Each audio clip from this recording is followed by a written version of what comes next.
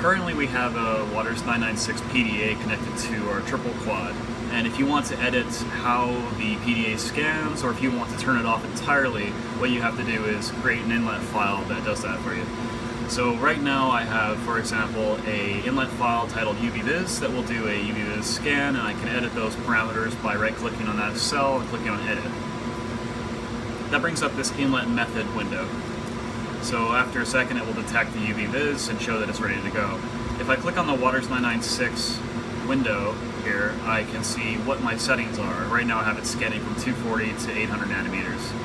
And as you see down at the bottom right hand side here, I have Save to Disk checked off. That's very important, obviously. If you have this unchecked, the UVviz will not scan at all when you run your sample.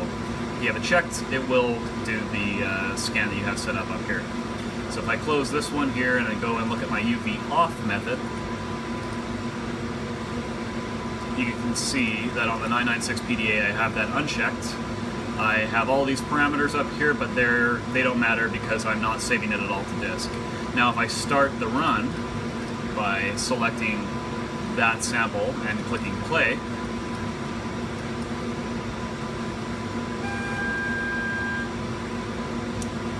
and following this we see our waiting for inlet start button down here. When I click the button to get things going and I open up the chromatogram, you'll see that on the tick I have my mass spec scan modes but no diode array data because I've not chosen to save that data to disk. And when I'm done the run I can just hit stop.